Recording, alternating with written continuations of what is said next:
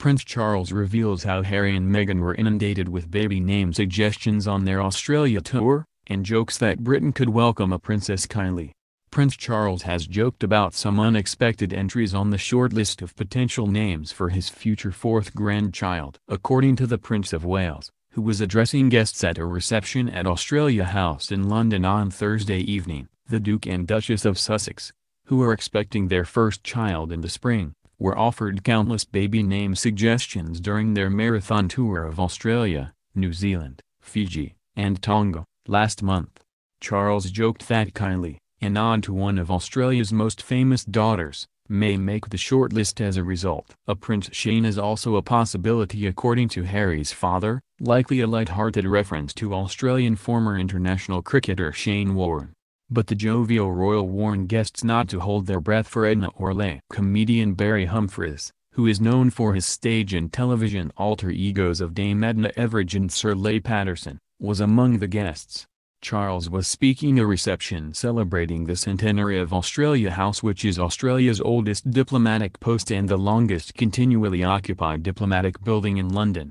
Watched by the Duchess of Cornwall, he told the guests at the Central London event, "Incidentally, ladies and gentlemen, my son Harry tells me that during their recent tour of Australia, he and his wife were offered countless thoughtful suggestions for the naming of their forthcoming baby.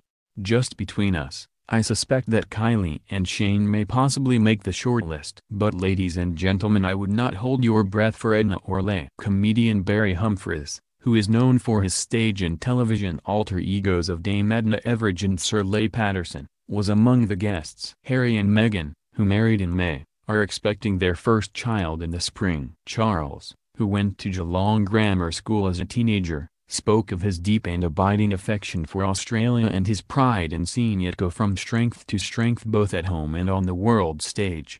He praised Australia for its self-deprecating sense of humor and as a nation which he said stands by friends and strangers in times of trouble.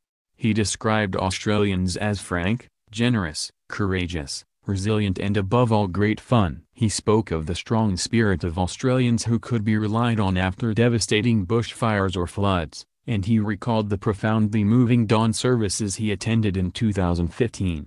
Charles unveiled a new portrait, painted by Australian-born artist Ralph Hemmings.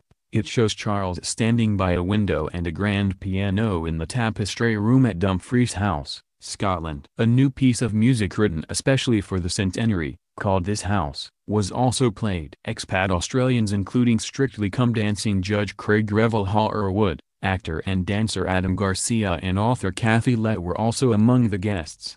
The audience was made up of Australians in the UK who have contributed to the Australia-UK relationship. They included figures, both British and Australian, from a range of industries including the worlds of sport, business, academia and the arts. During the visit, the Duke and Duchess of Cornwall also unveiled a stone engraving commemorating the anniversary. It mirrors the foundation stone laid by King George V in 1913. The artist Ralph Hemmings told the Sydney Morning Herald that the painting, which sees the future monarch posting in the Tapestry Room of Dumfries House, was all a nod towards Charles and what he represents. He's committed to protecting nature, but he also loves farming and gardening, so I depicted him with a walking stick. He has a collection in each of the houses. Dumfries House is where he puts his theories into practice. There's youth training and artists roaming the grounds, and he practices sustainable agriculture. It's a very dynamic place, Hemmings added. In the window of the portrait is a looming oak tree that reflects onto the grand piano in front of Charles, which the artist said shows the prince's love of nature.